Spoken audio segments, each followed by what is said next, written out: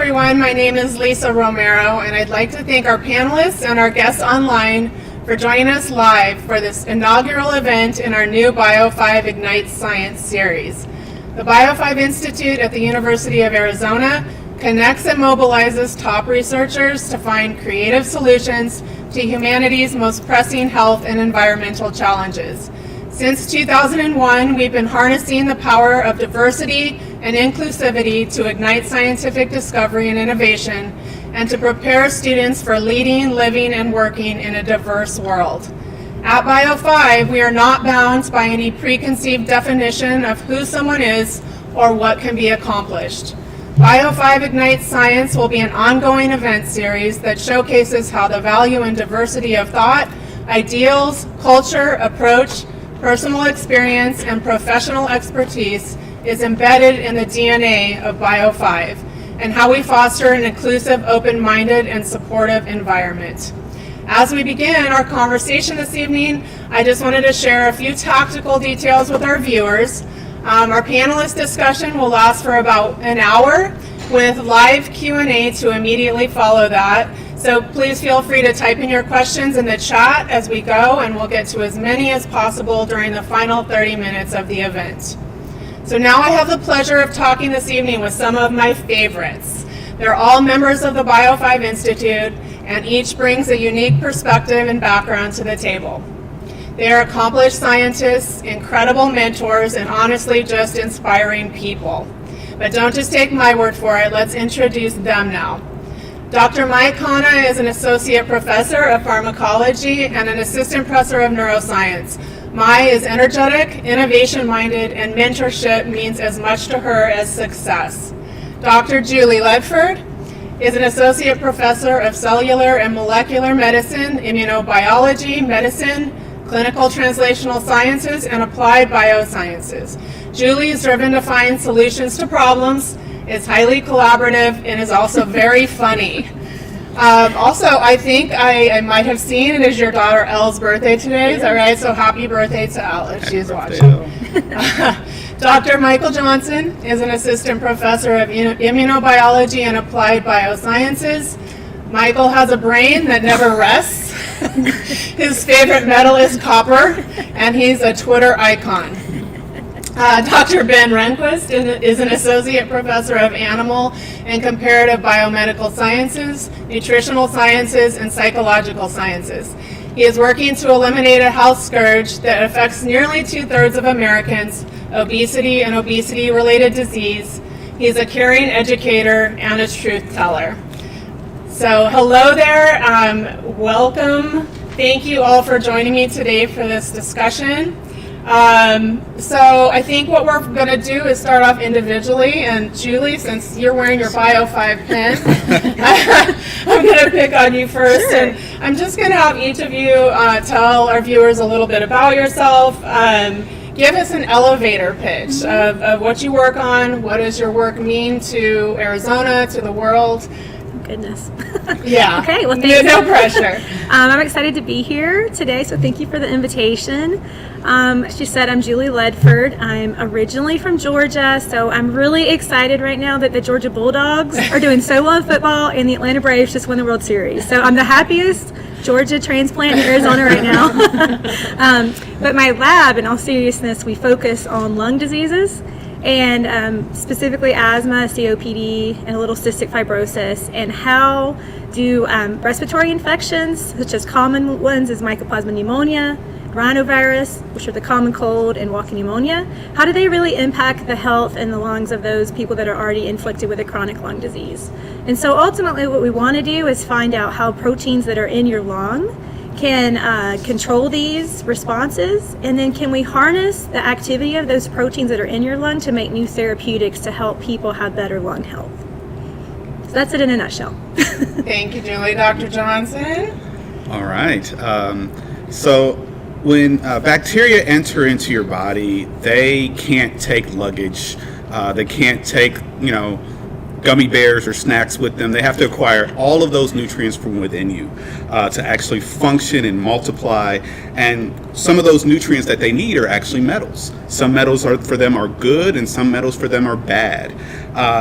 the metal that I actually study is copper, and whereas our bodies use copper in a lot of different reactions, and it's also nice that we're in the copper state of Arizona, bacteria actually don't like copper, at least the bacteria that are pathogens or bad for us. So we have three major questions that we try to address in my laboratory. One, how is copper actually toxic? If we've been using it since antiquity for copper pots to preserve stews, if we've been using it to spray on vineyards to preserve the grapes so that we can have our wine, and if you're not a wine fan, you can also spray it on potatoes. So probably got you with either the French fries or the wine, maybe both. So if we are using copper to protect all these things, we should probably know how it works. So that's what we study. The second question is, how does the pathogen actually fight back against this copper threat? And the third question is, can we actually weaponize this to make some sort of copper-based therapeutic as an antimicrobial? So I'm happy to be here, and I'll turn it back over to you. Thank you, Michael. Dr. Khanna? So my name is Mai Khanna. I was actually born in West Africa and then came to Michigan as a teenager. From Michigan, went to Indiana, from Michigan to UCLA for a postdoc, from UCLA to Toronto, from Toronto to Indiana, and finally I made it to Arizona. So it's worth mentioning that I am a transplant of many different places from all over the world. And my lab is actually very excited about looking at, we're really interested in neurodegenerative diseases and trying to find therapeutics for neurodegenerative diseases such as ALS and Alzheimer's, and PCH1B and Batten disease. It turns out all of these are neurodegenerative diseases that do have some commonalities. And we look at them in terms of, just like Julie was mentioning, it's just like Michael was mentioning, at the protein level. So we're at a very basic level, which I'll put in a sort of prop for basic science. It turns out all of you that are here are actually paying for much of the sciences that we can do that ultimately translates into therapeutics. It's really important to understand and sort of appreciate what we all do that ultimately leads to cures. And so my group looks at just very unusual ways of targeting these very basic proteins to find really unique pathways to target for these diseases. So we have a lot of fun doing it. We have a lot of different ways of looking at these therapeutic modalities, and we love what we do. So thank you. Thank you. Dr. Renquist? So I grew up on a farm in eastern Colorado, showed cattle, showed sheep, always was interested in animals and how they grew and why they grew and how they became big enough and ready for us to consume them, and transferred that desire to understand growth over to humans, where we're probably growing too much now, becoming slightly obese, and wanted to understand how that obesity was causing all the complications that we see, including diabetes, hypertension, asthma, a number of complications that are associated with obesity. And so my lab really focuses on how the liver is involved in causing these diseases that are throughout the rest of the body. And so how does one organ communicate with the rest of the organs to say, I've got way too much fat in me, please change the way you're metabolizing or handling nutrients to accommodate that. Great, thank you all. As I said, incredible scientists, and we're going to get to know them a little bit better throughout the rest of the interaction. I think with the rest of it, I really want this just to be conversational, so I'm going to kind of throw out some ideas, and you guys can talk, because this is your area of expertise. So, tonight's episode is about sort of collaboration, inclusion, diversity, how we use that and build that from the bottom up, and we use it to build and empower a mindset that drives your work. So I'd love to just have you talk. Anybody can pipe in how that looks in terms of approaches that fuel your scientific discovery and innovation in unique ways. What that really means when it's embedded in the very nature of the work you're doing. Anybody want to kick that off? All right, Michael. He's smiling. He's sitting next to me. There's so much that goes into research. There's so much, and it's interesting. Every laboratory that I've been in, every experience that I've been in, that I've had, it kind of leads to this point where it teaches you either what you want to do in the laboratory or what you don't want to do in the laboratory, because there are negative experiences that we do actually encounter. But when you're trying to kind of move toward a more ask a specific scientific question. You try and think of all the things that go into that particular scientific questions. How many different ways can you approach it? You can have one method and apply that method to many things, or you can have a lot of methods that kind of go into one question, and it gets really complicated really fast. But it's along the way you just try and pick up as many tools of the trade to do that as you possibly can, and then you get to this point as where a professor's here, and you get this all of a sudden you get this really nice autonomy to be able to ask a question that you just is burning inside of you, and it's really a wonderful experience. So and to kind of just jump onto that, the experience of sort of answering these questions, right? Often we have a very specific question, but having the diversity of mind in our trainees, I think it's so important. And it comes back to because we are very focused on, this is what I really want to answer, and this is how I want to answer it. And then you get trainees that come in and they say, well, I don't understand, why are you asking it this way? What about this? And it's like, wait, I hadn't actually thought about that. And the more diverse you have in that population of thought, the more exciting the questions turn and they change. And I think that's, I've been thinking about it since you've invited me on this. Of course we know what are the normal, what everybody says diversity is important for, but we're experiencing it on a daily basis. And when Michael was mentioning about sort of successes and failures, in fact, the one thing that I tell anybody who comes into my lab, the vast majority of the time you're going to fail, right? Are you ready for a 98% failure? But we're not preparing our students for that, right? They come in and they believe an A is a success story, and that's wrong. When you go into a lab, be ready to get E's and F's all the time, and that is the way you actually start to succeed, is when you failed a lot. And I really do believe actually students who've struggled understand that a lot better than students who've really succeeded, because they sort of see the significance of failure and how it has built them. So to me, that's such an important point to keep mentioning over and over. Don't be afraid. I see this all the time. Do not be afraid to fail. Learn how to fail early. And be okay with it, right? Be successful at failing. Exactly.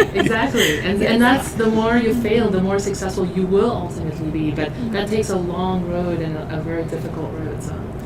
Well, I think the other thing we do, though, is we create this idea with that A being the right thing, but we also create this idea that you've got to be linear in, you've gone from high school to college, now you've got this plan for going to graduate school or medical school or whatever, and you need to focus on continuing that linear path. And I've found that, obviously I have some students from majors that I teach in, animal science and veterinary science, but I've had chemistry majors, I've had computer science majors. If I can bring in those people who have completely unique skill sets, where I understand virtually nothing of what they know, those are the people who can make my science the strongest, and the students who can help me the most. So that's what I like. And that's actually how Mai and I got started. I had a chemistry student, and I couldn't advise a chemistry student very well, so I brought her in. Actually, we met before that. Yeah, we met before that, but he was the driving factor for us really going. That's right. I would just say that I wanted to bring up a different diversity issue, and that's the diversity of the faculty and clinicians that we have here, which is so deep. And I like to, if I have a new piece of data I'm really excited about, but I don't know what it means exactly, I like to send it to 5 different faculty members in totally different fields and say, what do you guys think this means? And I get 5 different answers, but it really sparks some intelligent conversation, and just really listening to everybody's opinion and thoughts is part of what makes it exciting, especially here in BIO5. Yeah, absolutely. And I think that's, one thing I love about BIO5 is you all are from different, everything we just talked about, different backgrounds, different expertise, different places. And I love to, we have events like this and others where people start talking that have never met, and they end up doing projects together. And that actually happens on a regular basis. And I think for me, that's one of the things I love about our BIO5 scientists the most, is that they really do take that to heart. So you talked about working together from different backgrounds. So I'm gonna pivot right to you guys on that one. So talk a little bit about unlikely teammates that you are, and how you are working now together on a specific project, or maybe projects at this point, to sort of look at the field of respiratory disease biology and transform it. Sure. How did you get there? How did you meet? Tell us the meetup story. Well, we met. Where did we meet? It was at the faculty. What was it? It was the Faculty Fellows Program. So it was actually a DEI initiative from the College of Medicine, where they had new faculty come in, and they paired them with a mentor, and they kind of said, okay, here's what you need to, here's basically your new faculty boot camp, of things that you really need to know. And across the table there was this Tar Heel. So I shouldn't speak that poorly upon the Tar Heels, because I actually got my PhD from North Carolina. But my alma mater is Duke. So I went to Duke for undergraduate, where I majored in music. So there's that. We'll talk about that. Yeah, there's that weird background for you. And I was just like, okay, she was a Carolina fan, I was a Duke fan. Probably not gonna work out. And it was usually if you hear that, it's destined for failure. But we really started talking when I think we went to a restaurant. It was like the end of the program. They were getting us all together, and we both bought our daughters. So happy birthday, Elle. She bought Elle, and I bought my youngest, Camille. And lo and behold, they were in the same school and in the same grade. And they start bonding over, I don't know if you remember this, they start bonding over like watching the show Larva. So Larva's interesting. It's an interesting show. Yeah. It's exactly like it sounds, but as a cartoon. I don't know if I recommend it. But hey, it worked for us, right? And they were like, well, maybe we should get like coffee or something and talk about our individual projects. And So then back on campus, I called him up a few weeks later, and I said, I have this project that I'm having difficulty moving to the next step with. Can we talk about it? And he said, sure. So I showed him the protein sequence. So I think it's kind of interesting to talk about our backgrounds, because Michael is talking from the background of like the microbes and how they attack like the host, right? And I'm the host, and I'm like, no, combat the microbes. So we had this like different interface, right? So he knew a lot about the biochemistry of the proteins that I just didn't understand. So when he looked at the protein that I was interested in, he immediately knew there was a binding site there that was really important for asthma. Cool. And so long story short, we got a grant together, which was great to fund the work, and we got a really nice paper to help explain how we can help protect against lung disease. So that's exciting. Very exciting. Yeah. I can't wait to see as an asthma sufferer myself, and with my daughter suffering from that, again, very exciting projects that come together when you're looking at things from different angles. And so teamwork here as well. Basic science, pharmacologist, animal and comparative behavior. Let's hear about your meetup. Well, I don't think either one of us can do what the other person does, or even mostly understand what the other person does. So I guess you don't have to understand. I don't need to understand what Mai does. I need to understand that she's going to do it well. And that's fingers crossed. You're right. Yeah. So we just met at a scientific conference, Arizona Biomedical Research Commission conference, and it was actually a colleague that introduced us. And 2 years later, we finally started collaborating because of that student I had mentioned earlier. So. Ours isn't nearly as exciting as No, wait, theirs. He's forgotten a little bit. I'm just going to add a little bit of excitement to this. So it was at the ABRC meeting, and you came up to me, and you said, hey, would you mind coming up to my poster? Because I noticed that you were doing this like docking stuff. Would you check it out? And so we both walked to your poster, and you said, I had met somebody else, and they suggested this, and I'm like, no. You need to do it this way. And you're like, oh, yeah, that's really cool. we should totally collaborate. And I was like, yeah, okay, sounds good. Yeah, that sounds really. And so it was the ABRC meeting. I think it's one of the most interesting meeting I have ever been to. I think I'm the only one who asks questions at this meeting. It's literally from the earth sciences all the way to immunobiology. You have never seen such different topics in one meeting. It's amazing. Like, I don't think I've ever seen such a diversity of topics in one meeting. And so you sit there and you hear about the earth and about immunology and cancer and neurobiology, and because they've funded all of this. Again, to those of you who are watching, it's your tax money that allowed us, that several of us had ABRC grants that really helped out, which was really tremendous. So please congratulate yourselves to having some really, to funding really awesome science.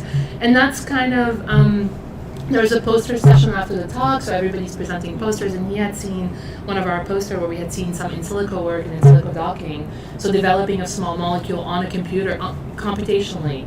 And that's when Ben kind of was like, hey, this is really neat. And so the meeting was a little cooler than you remember. but let me point out, she was really cold, and it took me 2 years to get her warmed up.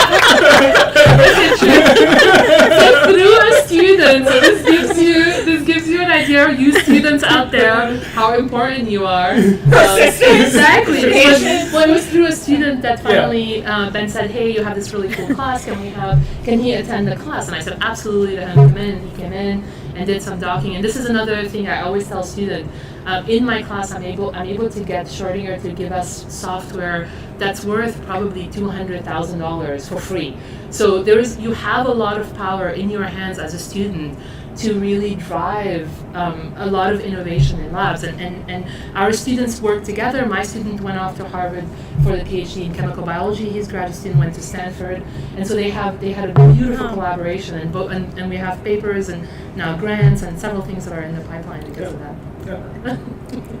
Well, I mean, that's a great segue. So, I mean, talking about the incredible science that you're focused on is one thing, but we are part of an academic institution, so equally important to us, to all of you, is exactly what you've been describing, is the students, and what you're providing as tools for them to move through their education into whatever their paths lead to. So each of you works with students in incredibly unique ways, and I want to probably ask each a bit about their own personal things. But Mai, let's start with you, because when I heard about this class that you're going to tell us about, I was like, that is probably the coolest thing ever. Just the concept of it, that you saw the need for it. We have an institution where you were able to develop and implement it. And I'll let you talk about the class and sort of what the results of that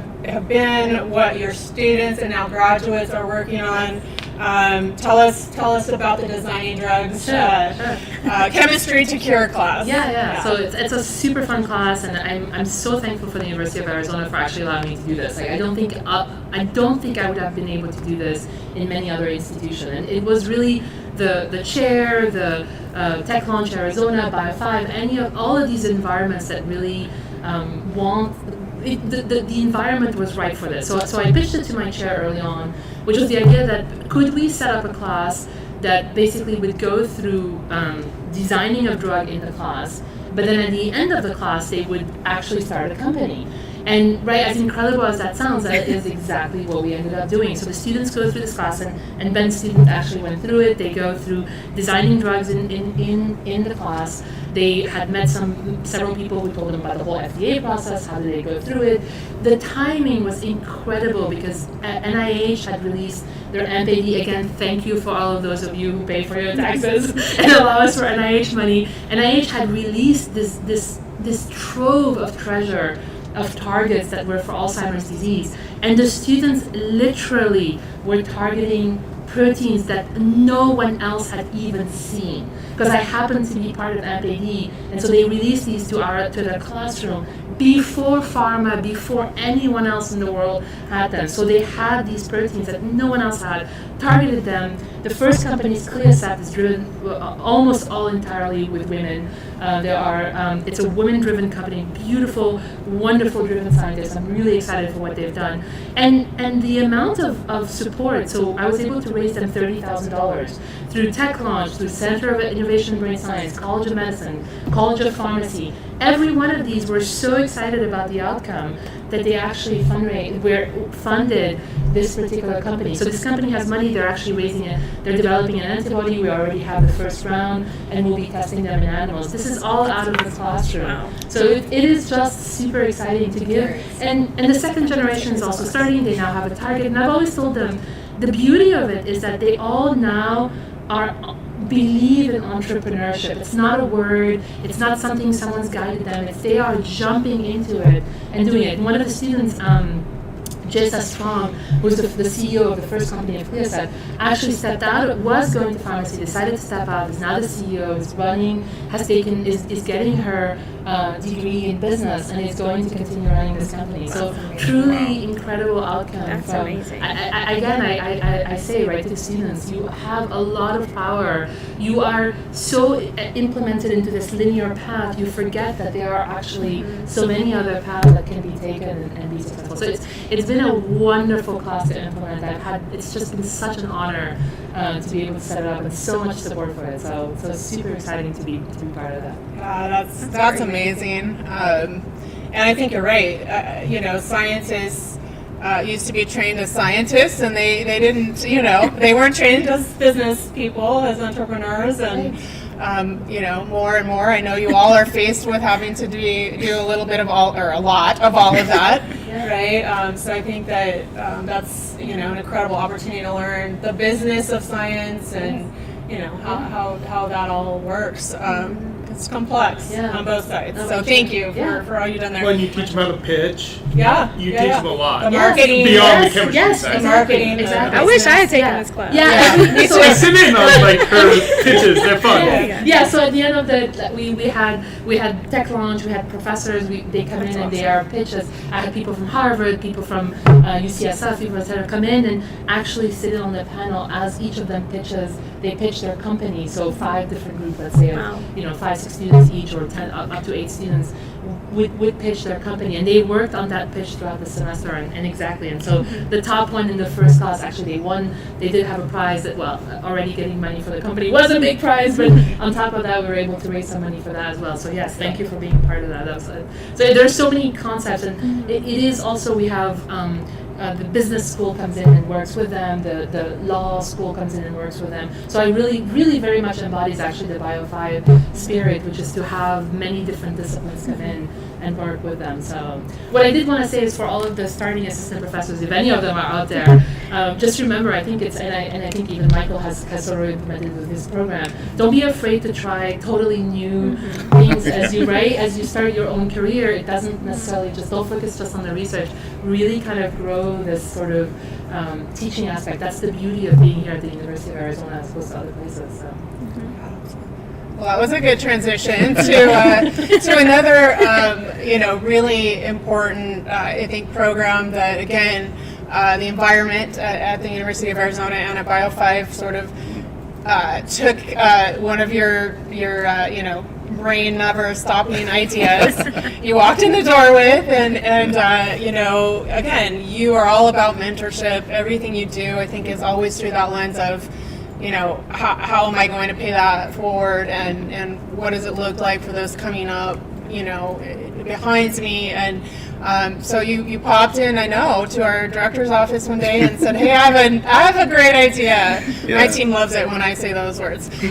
So tell us about, what that great idea turned into, and So it's really interesting. I think probably for a while Dr. Barton saw me and she's just like, oh no, he's coming again. But this one, this was like actually they listened to my idea, and not only did they listen to the idea, they helped me implement it, which I thought was one of the biggest things about it, because a lot of times it's not enough to have an idea. You need to actually be able to back it up. And I was like, okay, we should do this. Well, how are we going to do it? I don't know. So when I was a postdoc at St. Jude, they had all these wonderful fellowships, and I said, wouldn't it be great if they had like maybe smaller individual fellowships that they could give to multiple students or multiple postdocs? And the reason being is when an institution invests in a person, it is far easier and far more likely for that person to go on and get individual funding for their particular career or laboratory. It's kind of like the Matthew effect. It's there's this tipping point that once you get past with funding, you start to kind of get the ball rolling and get more funding. So I said, I have an idea for a postdoctoral fellowship program. And I said, well, this is what we can do. We can give out, small awards to the postdocs. And the other thing with that is, as a graduate student, they have like a mentoring committee as they're going. It's their dissertation committee, and they give them advice. As a new PI, I actually also have a mentoring committee, and that gives me advice. But for postdocs, which are kind of like these trained mercenaries after they get their PhD, there's not a lot for it. There's not really a lot of mentorship. They have to, go out and find a mentor for A, a mentor for B, because Lord knows there's not only one mentor for anything. So I said, well, how can we incorporate mentorship in a fellowship program? And I said, well, we'll have the BIO5 fellowship program, and we can, give away money. But the problem with giving away money is you need money. And I didn't have any to give away. So It's a good idea. So I'm like, and that's kind of that, it's a great idea, but I can't really do the idea unless, somebody else is actually, paying them bills. So I got an email. Why did you look at me? Because apparently you funded this. Yeah.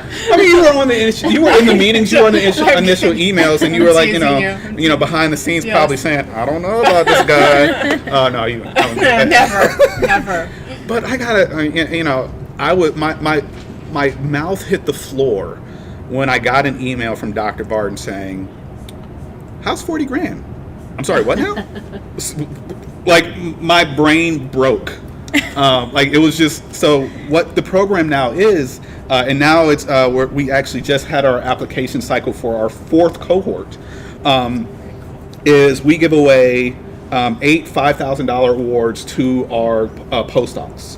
And we say, okay, give us the pitch on how this will help you in your career. It can be to do something for professional development. It can be something scientific, but give us what you got. And in addition to that, we want you to have a 3-member mentoring committee so that they can give you advice in moving forward with it. And we have them have an official meeting, have a summary of that meeting, have a summary of their project.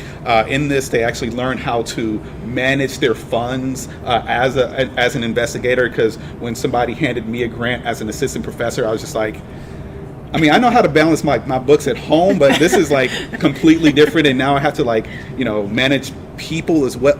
It was wild, but what this program did, what it does is it also helps them, know who to talk to in their department for ordering things or for managing their funds. And so when they go to that next level, they know that person exists. They know how to actually speak that language. They know how to manage their own funds, and hopefully the money that they get helps facilitate them getting the next award. And we've gotten, I'm really happy to say, we've had a lot of people in the program get grants from NIH, FDA, USDA, and it offers a tremendous actual return on the investment that BIO5 put into it for the institution at large. And it's great to see them go on to get jobs in pharma, jobs at institutions, and it's just been a really fun thing to help manage. And I wouldn't have been able to do that without the BIO5. As far as you all kind of actually facilitating, helping managing those funds. We have people who help me actually help with the applications that come in through that website, and so for intake, for implementation, an idea is only as good as the people that work behind it, and the people that work here have been phenomenal. Well, I'm glad I didn't do the thumbs down then. That would have been a bad story. That would have been a bad. Yeah, we are so proud of that program, and you have just led it phenomenally, and I think so many are benefiting. As you said, themselves and the institution and science in general. So thank you for your efforts on that. And Julie, I'm going to take it even back further. So, talking about educating that next generation, as you all know, and maybe some of our viewers know, we actually believe that we need to start getting students used to actual science, not into just in textbooks, but the actual application earlier than when they step foot in college. So we have our KEYS high school internship program, and we take students from across Arizona come to the university over the summer and do a 7-week internship. And Julie, you've been a supporter from the beginning. You're actually on our board that helps us create ways for that program to grow. And you've had KEYS students in your lab almost every year. Do you want to talk a little bit about that and how important sort of that pipeline building effect is? Yeah, it's a really great program. I have loved it ever since I came here in 2015. And I remember at the time the BIO5 director was Dr. Martinez, and he walked to my office and said, you know what, you weren't here when we were divvying out KEYS students, but I really think you should have one. And I said, what is that? And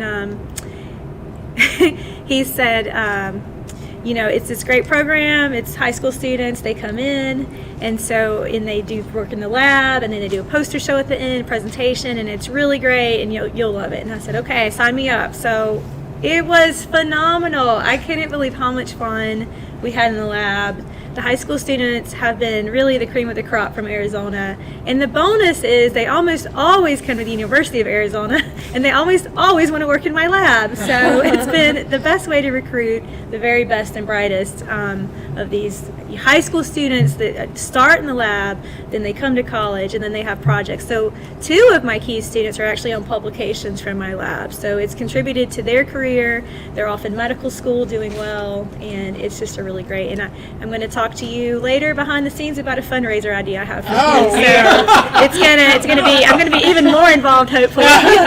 Be careful what you say out loud. It's now on live TV. So, that program is funded by philanthropy, and the BIO5 Institute leads it, but we couldn't have a program without scientific mentors from across campus, and we've been lucky enough to have I think close to 160 U of A scientists and staff be mentors to these students throughout the years, and that's an incredible wealth of riches for a high school student to walk into a Research One university and have lab experience before they ever even enter into their undergraduate. So again, thanks for all of you I know have supported that in one way or another. So we really appreciate that. Let's see. So we've covered some of the research, we've covered some of the education. Let's talk about innovation and how sort of, again, this collaborative, diverse, inclusive thinking, bringing people together. Not only can you do cool science, but you actually are moving the needle on some innovative projects. And Dr. Renquist, I know you and Dr. Khanna, chemist, biologist, and we talked about that. Compounds, related to reducing obesity-related diseases. I know you both have some startup companies that have resulted in the research that's going on. So talk to us a little bit about how you go from just being in the lab and saying cool to actually moving that needle forward. So I think the key for me to understand was my postdoc mentor. He said to me, he's like, if any of your science ever gets out there and makes a difference in the world, it's a miracle. Because he was in the National Academy of Sciences, which is a huge honor in the scientific field, and the only thing that he had gotten out there in that was used by industry was a test, and he studied obesity, but that identified black and red cattle, which you can see that, right? So, I'm not sure what value that was creating, but he was big on trying to make a difference. So when I first got here, I presented some research that I was doing. a fellow professor mentioned that he thought it might be applicable in aquaculture to improve growth in fish. I had worked on that with a focus on obesity, so I hadn't even thought about aquaculture, but he was insistent on us trying that, and I established that it worked in my lab. And I've established quite a few things work in my lab, but trying to sell those to industry and have those things make a difference is virtually impossible if you aren't willing to take it yourself. So I've started companies to at least get the ball rolling so that someone out there will take what we're doing in our lab and turn it into a solid, changeable, have an effect on the world. And we're improving growth in aquaculture. I sold that company actually to a large international company who I now work for as a consultant. So I've got a bit of a conflict of interest as far as saying that, but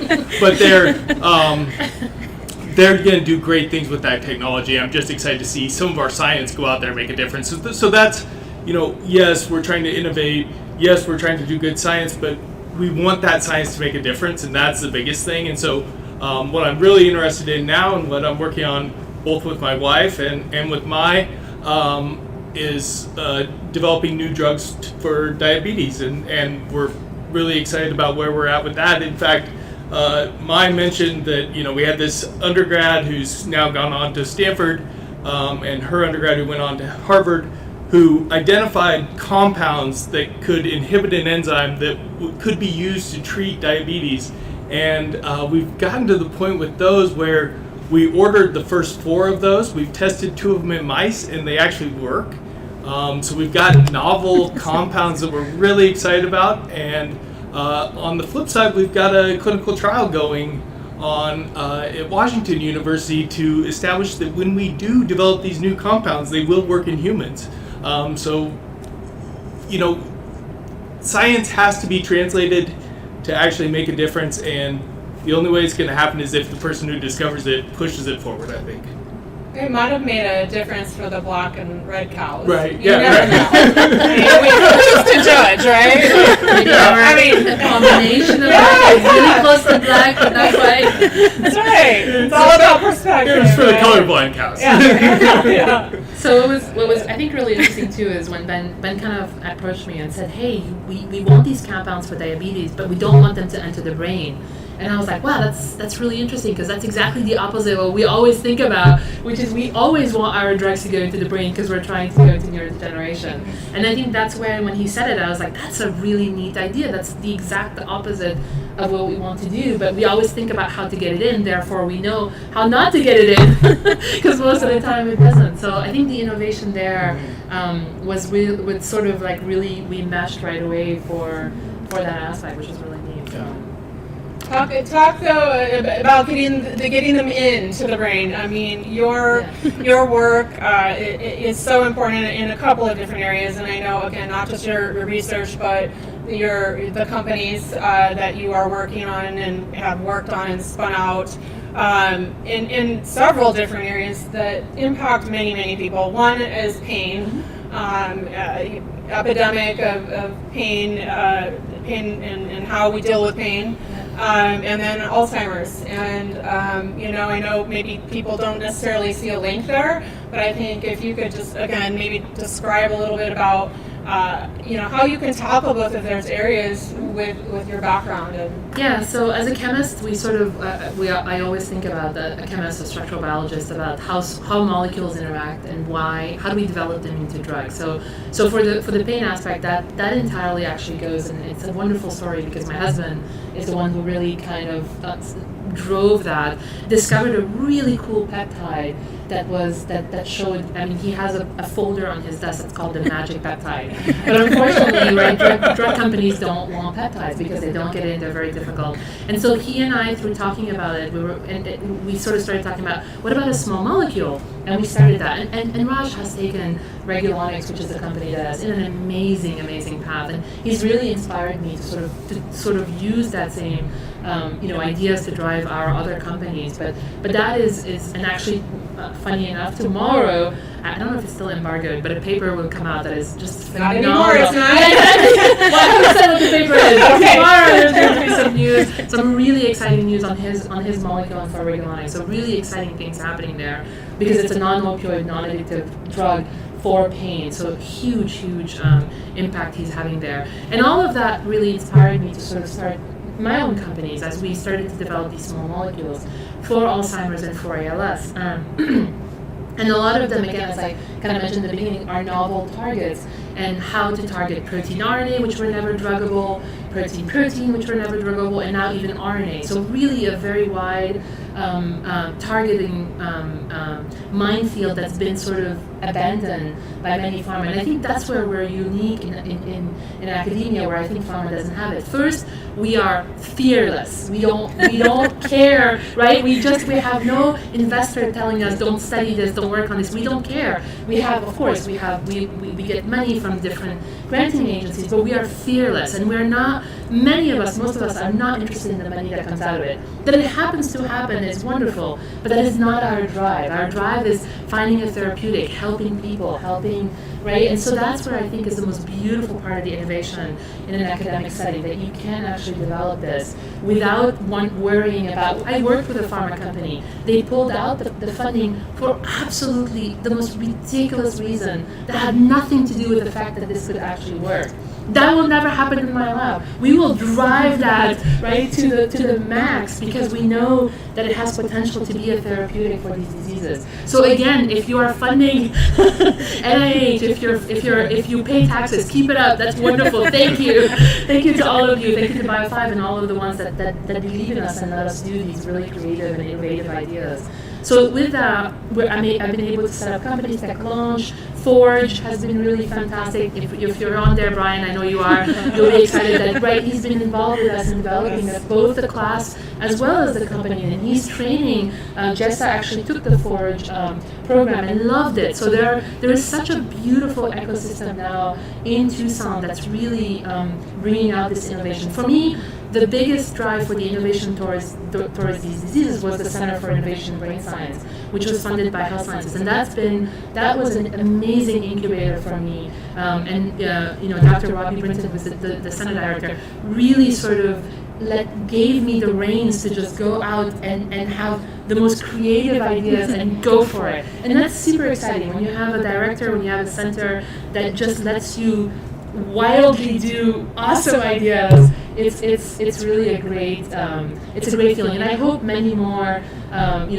chairs and centers and directors and deans let their faculty truly drive the innovation and the research. It's very exciting. Julie, we go from incredibly impactful things, pain, Alzheimer's, to asthma. I'll take us back to asthma because again that's important to me as well. And again, you're not just doing the work in the lab or educating, but you also, I know, have a new company that you have started with several of our BIO5 scientists and people around campus. Tell us a little bit about Raycedo. Sure, yeah. So when I came to Arizona, we had this idea, and it was just an idea at the time, and we met the right scientist, really could help us push this idea forward. We felt really good about, this potentially, we had a peptide as well, but peptides are not cool, so we got to make it a little bit cooler. What is a peptide?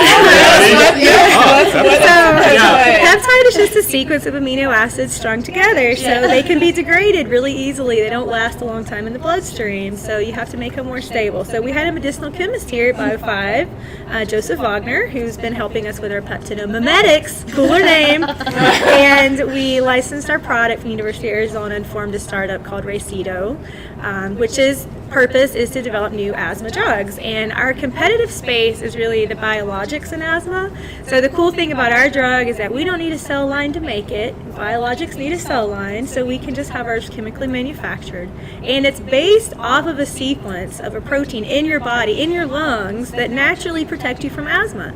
So some people with asthma, they don't have a lot of this protein, or this protein doesn't work. So we're trying to give them back a replacement that works better, but it's something based on the endogenous protein in your lungs. So you should have very little immune response to it, like negative response. So we're excited about that, and it's a thing that happened the last 2 years. We've gotten a little bit of government funding, so thank you for that, taxpayers. And we're trying to fundraise now with larger investment groups. Will that be in an inhaler?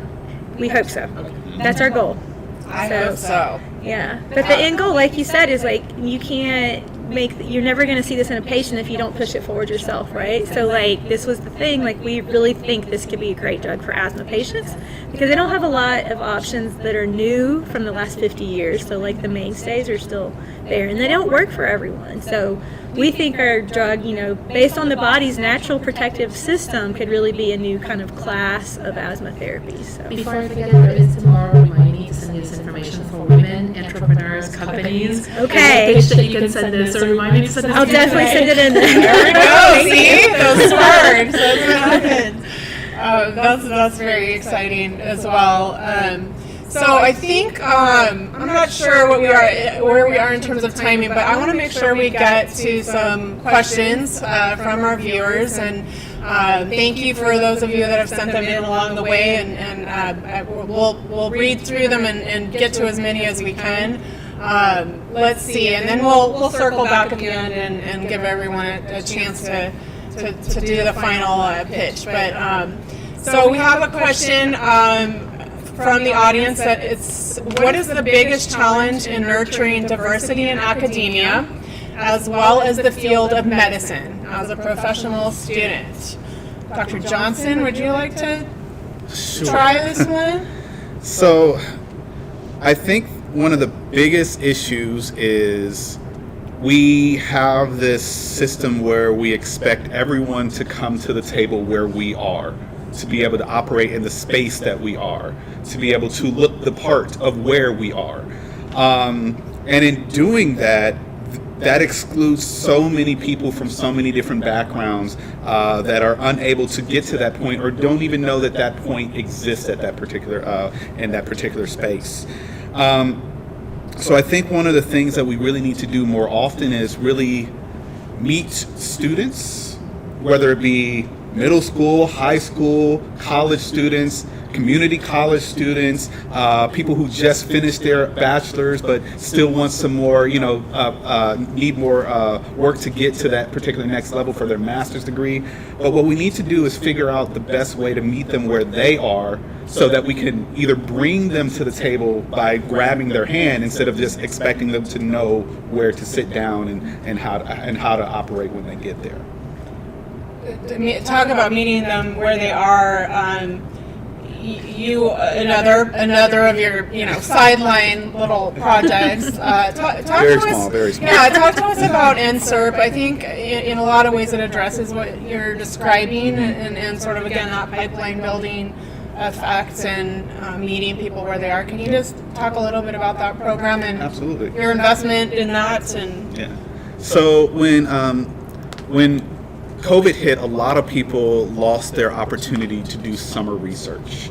So summer research is something that students do. You have your key students do them so that they know how to find those opportunities in college. But once they get in, but those who don't have the keys program, they get to college and they need opportunities like that so that they can get to the next level for a master's program, a PhD program. All of these scientific endeavors help them get to that next level. So many institutions have summer research projects, but again, those were canceled due to COVID. And the people who are disproportionately affected by those are people who are from underrepresented backgrounds in STEM fields.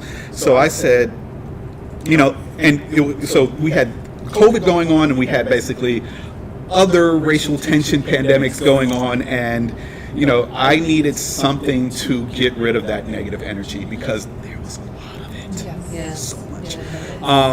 So I said, well, what if we came up with some kind of program where we matched undergraduates to professors to have them do a virtual research program?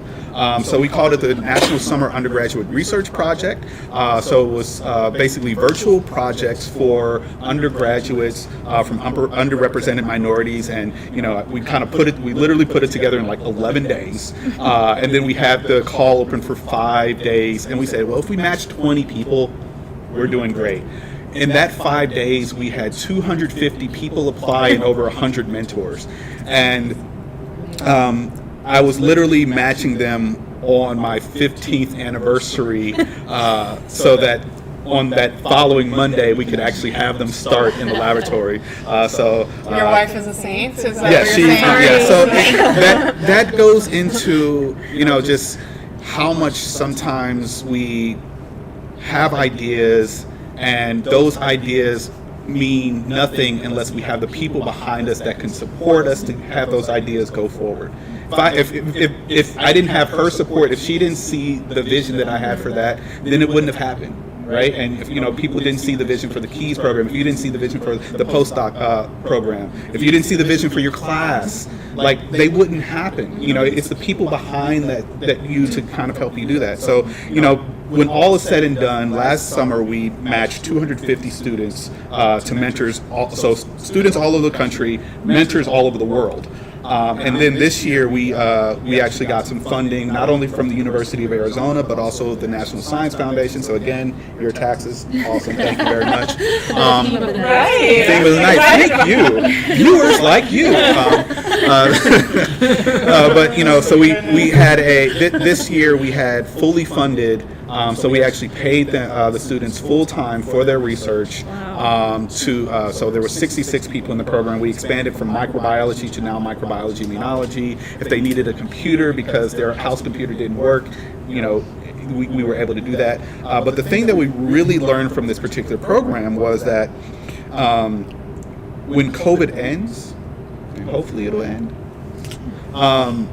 these students still wouldn't have been able to make it to those particular programs. They still wouldn't have had that opportunity because they had things at home that prevented them. They had family, caring for elderly parent, or caring for their sisters, siblings, caring for their children, health-related issues for themselves that prevented them from going, money because they couldn't travel. They needed to be able to keep that money at home.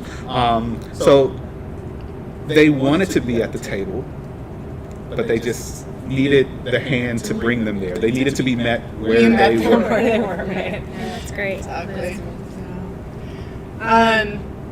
So this is a great question, and Julie is fundraising now for us. So with this whole, do you think you could take something like the Keys program and support it in the community college level? Wait, before you answer on fundraising, that is John Garcia, the program director of ABRC. If you want fundraising, you should. There we go. Thank you for being here, John. Yes. So, should I? Yeah, I think that's you. In my spare time, my team runs the Keys program. So it's very passionate about Keys, as are all of us at this table. But we get asked to expand Keys all the time, and we have any conversation that we can have about doing so. We have kept it at the University of Arizona due to a lot of logistic challenges and funding challenges that we can talk about another time because we want to stay positive. But it has benefited us to stay here and to grow the program here, but always happy to have conversations. Our contact information will be in the description of this program event, and I'm happy to have anybody reach out to me and have conversations. I mean, it's an incredible program, and yes, I mean, if we removed all boundaries, which I think is sort of the theme of this evening, we would love to have Keys be, in other universities and other states, community colleges, because it works. The pipeline building effect is huge, and it works, and we have the model. We have honed over 15 years now, and please reach out to me. I feel like also this aspect of sort of having college students mentor high school students should be more. It's almost like you should have every high school student should have a college mentor and connect them, right? So ABRC, BIO5, and serve Because we do take community college students. But if you had every high school student could reach out to a college student and be need sort of a brother, sister, right? An elder that could sort of help them. Because often I think, I see their heads nodding, so I know that they've gone through this. Students, when Yes, they first we have come a lot of in good their students. first semester, it's so intimidating. You don't know, despite having heard how intimidating it is, despite knowing how hard it is, they still get intimidated on their first semester. And it's still, so if you pair up every one of them with someone, that's an opportunity, especially local talent. So many high school students here need that and need someone that they could turn to. I think that would be a really wonderful opportunity. Yeah, absolutely. But I think Michael's program takes advantage of one other thing that happened was we all became used to virtual meetings. Science has turned highly, there's a lot of online tools that we use throughout science. So a lot of science now can actually be done from your home office or from your home. And so, getting students involved in science projects that can actually be done at home that are real science, that have a chance for failure, is, an unbelievable thing that couldn't have happened 5 years ago even. So. Yeah, absolutely. And we are now doing that. We are building out keys. We had to pivot to do that, exactly what you're describing, as everybody did. And now this upcoming year, we're going to attempt to do a dual track. So because you're right, the value is there. Again, scientists trained in the bench, are like, oh, I have to use data too. So they're getting both. So yeah, I mean, there's endless possibility. And it's an area where the young college kid or the high school kid might be better than the professor at doing this. Right. And so this might be an opportunity for them to teach us. Yes. Which we just talked about. Train the trainer. Yeah, the trainer. So I just wanted to echo how I love the idea of the college student mentoring the high school student. So a lot of people don't know this about me, was a first generation college student. So even filling out applications was overwhelming, and thinking about going to college was overwhelming because I didn't really have a lot of people to talk to about it. So having a mentor like in place would be really great. Yes. More food for thought. See, John this year, we'll talk about keys. We will. Get in touch with you. So let's see. Dawn is, thank you. Happy that ABRC was able to play a synergistic role. So thank you again for that. And Dr. Khanna and Dr. Renquist for your contributions regarding that. You're the taxpayers. Yeah. So, I think I want to just kind of open us up, and you guys have all touched on this a lot, I think, in different ways throughout sort of this conversation, but, from where we are in this moment at this table to look into the future, both for, your own work, for your students today, for our students of the future, how can we continue to work together, sort of, again, removing the boundaries at a university, which there are boundaries at universities and in companies and other places, but trying to remove those, supporting diversity, and again, by diversity we mean diversity of everything, right? Like diversity in every way you can think of it, and just sort of ignite science. I mean, use that leverage to reducing the boundaries to ignite science, throughout the university, throughout the country. Just what are some of your ideas as you sort of think about that in your own worlds? So I recently had spoken to high school students at UMA, and one of the things that I told them, and I kind of want to say this to the audience and to all the students, be fearless.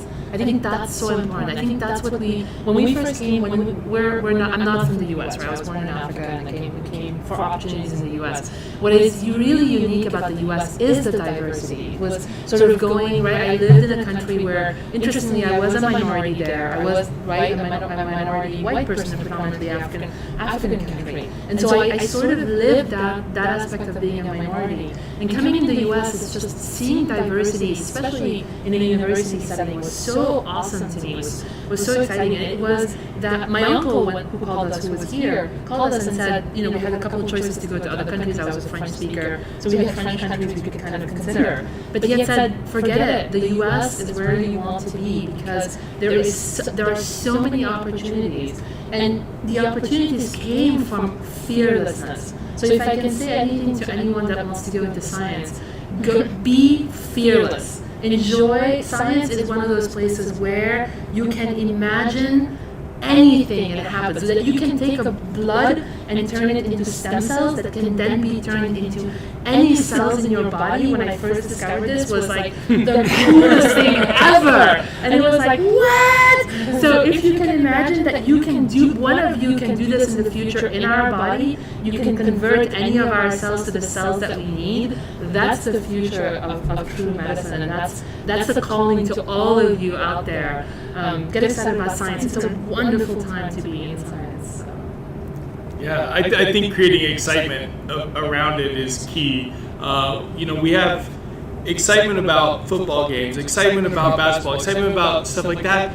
We should be equally excited about science and education and music and all of the things that happen at a university. And so, when you're thinking about what field you want to be in, try and figure out what makes you excited, go forward with that. But it's also our job as professors to make our students excited and to encourage every single one of them and to create that atmosphere. And I think the best place to start is in high school, because when they come into college, they've selected a major, they've decided they're going to be a science major or another major. So I'd like to get them earlier. So music. Yeah. How did you get here? Yeah, so Back to the music. I was pre-vet, and then I worked in a vet hospital, and I was no longer pre-vet. Just realized it wasn't for me. And I was, I had, all these music classes. So I was literally a music major. So I don't know how many professors in STEM didn't have a STEM major, like at all, but no one. And I say that because, there's so many different paths you can take along the way. And if you are rigid, if you're just saying this is the only way I can do it, then frankly, you are incorrect. I think that sometimes it might take more work, it might take more determination, it might take the need to be fearless. But I think that when you find your passion, you can at least try and go after it, and hopefully your passion is something you can also monetize. But I also wanted to go back to this kind of, this doing science, moving science forward, and kind of like the innovation piece, and how that kind of incorporates into our jobs here.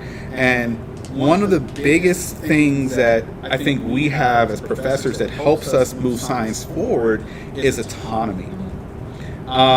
If you're, if you are scared to swing the bat, then you're going to strike out. I mean, you're just that actually happened to me in Little League.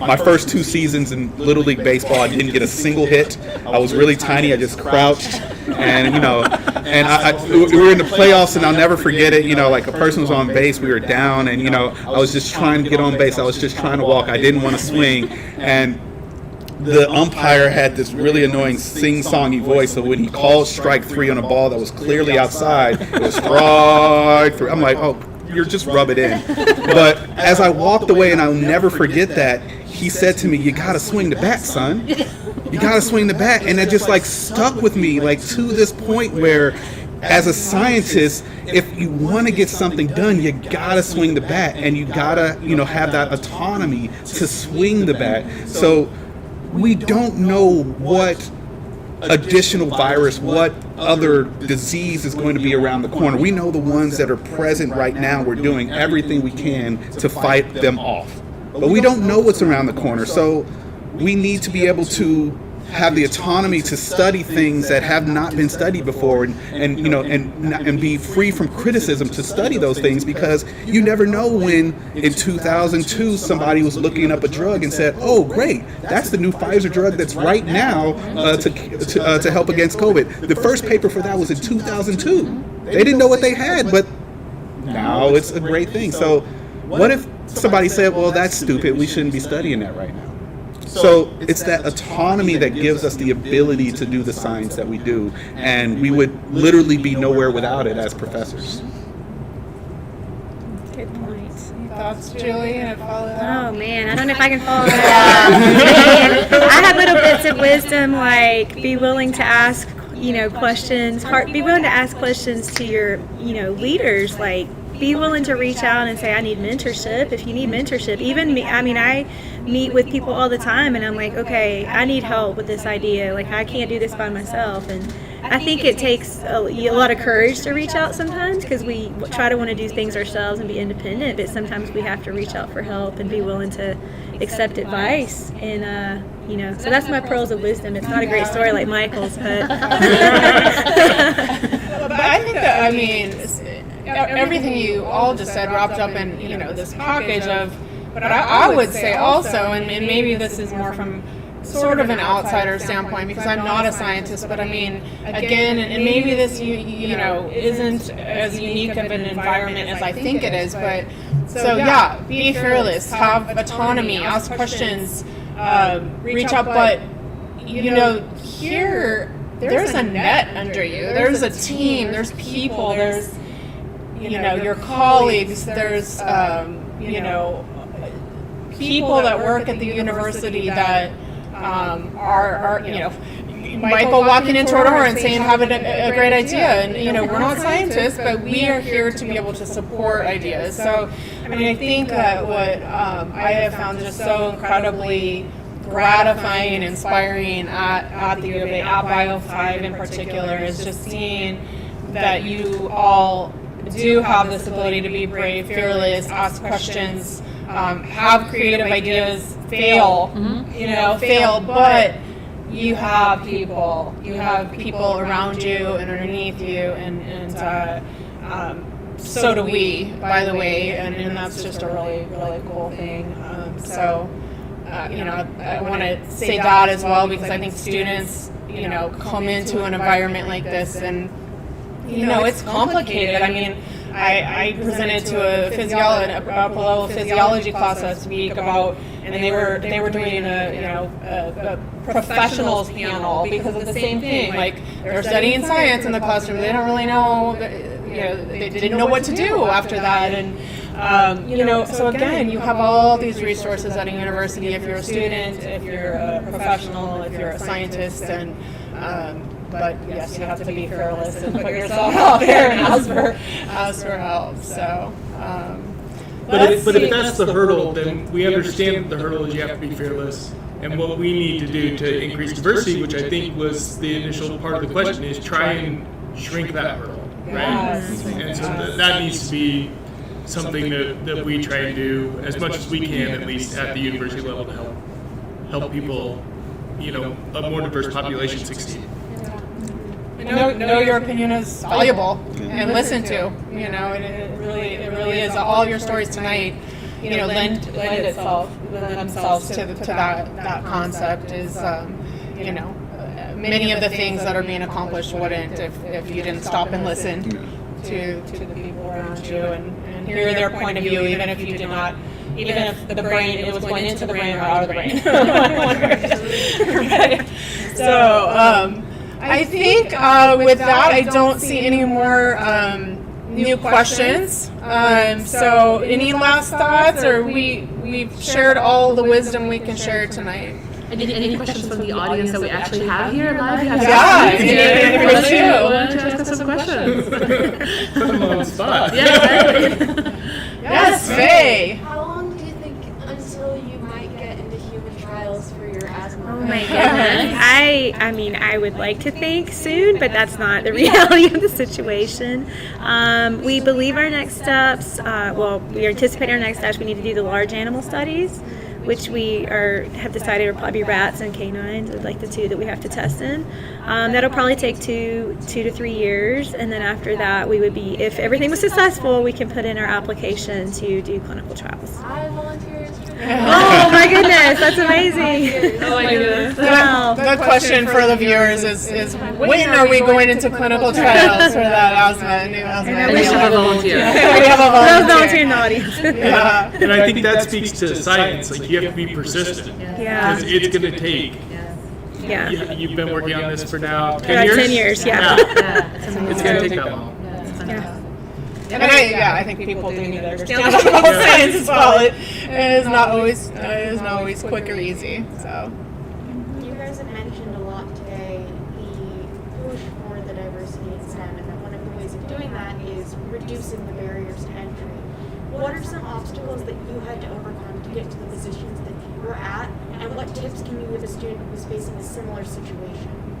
So the question for our viewers was, what has your experience been, to our panelists, in reducing obstacles, barriers to diversity and getting to the place where you are today? I have a good answer for this because this was actually real life happened to me. I grew up in Georgia. I have an accent for sure, but A beautiful accent. when I was in my undergrad, getting my bachelor's degree in genetics, it came to my attention. I was in a lab, and the professor was like, "You are not very good at writing. Oh, no. Like you need." He said, "If you want to be a successful scientist, you need to read like all these classic books." And he was so sweet. He brought me this huge collection of classics, like all like great literature that we'd have to read, And he said, "I want you to read them all and then like write me a 1-page like report." And I was like, "I'm in a science lab." He goes, "This is what you need. Like if you want to be a faculty member one day, you got to do this." And so I attribute me being able to write good grants and good papers to this professor taking the time to care and saying, "You have a deficiency in this area. You're a great scientist, but your writing communication is like not that great." And he really helped me that one semester that I had to read books. He really helped me like tune into like my writing skills. And if he hadn't done that for me, I would have definitely not be here today for sure. That's incredible. Yeah, so that was my hurdle to get Sometimes over. it only takes one person, and sometimes it's hearing the things we probably don't want to hear, but we need to hear, right? Yeah. I think one big thing is you don't know what you can achieve if you don't see somebody in that position that you can relate to. So in that particular regard, representation matters, and it matters significantly. I had a student come up to me literally yesterday and say, I'm now in medical school, and throughout my elementary school, throughout middle school, throughout high school, throughout undergrad, and throughout what's been going on, you're my first black teacher. Wow. And let me tell you that one, that was an honor well, hopefully I wasn't horrible. And she said, "No, you were actually pretty decent." So thank you. But the weight of that situation, not only for the student, but also on the teacher itself, to kind of have that responsibility to be that only person, that person that was in that role for her, it's that in itself is not only a barrier for the student, but also I think sometimes progress for other things. So, I'm really happy that, the University of Arizona is actually trying to put forth, grants to the NIH to kind of, there's like these things called a FIRST grant to kind of add more, basically really trying to add more funding to really give it the call to get more a more diverse faculty set.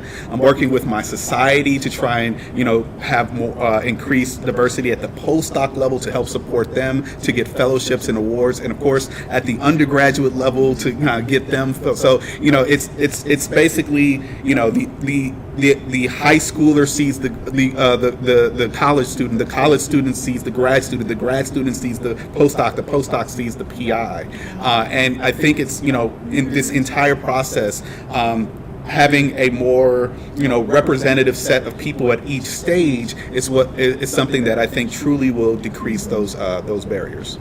That's great. Yeah, and representation, seeing women who are CEOs, right? And so I'm a CEO of a couple companies, and I think more seeing that is sort of understanding that you also can do it. We definitely have much fewer women CEO than we should have, and I think exactly as Michael was saying, I think the more we see this, the more exciting it is for us to believe that right, it's something that we can achieve, and there's no hurdle. I think that's fantastic that we are starting to see this more and more. This is probably something that, as the lone white male on the panel, I feel a little awkward speaking to. I will say the hurdle that I had is I didn't know what opportunities were out there. And so, but I think that applies equally to everybody. We need to tell people about what type of opportunities there are, like keys or NSERP or any of those. People can't apply to things that they don't know about.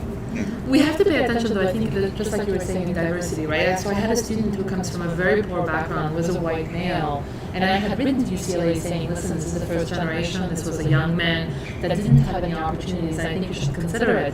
And I did receive back this idea that, no, sorry, we don't consider that. And I think that's wrong, because there is also diversity of where they came from, their background, which is equally as important as anything else, right? And so I think we need to consider every case in terms of how do we increase it. But certainly for Michael and I, and for women, for minorities, obviously, it is fantastic that we are a representation for people who haven't seen us at these positions as much, and I think it's amazing. But we do have to keep, so you are also important in our, in this movement.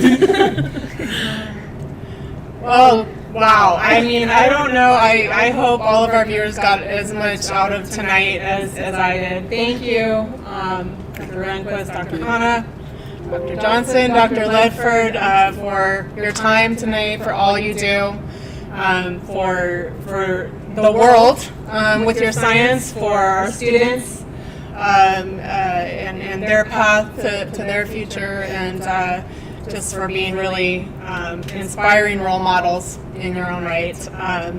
And thanks to all of you for joining us tonight. I hope you enjoyed it and you learned some useful things. This is going to be an ongoing event series. We're really excited to be continuing this BIO5 Ignite Science conversation.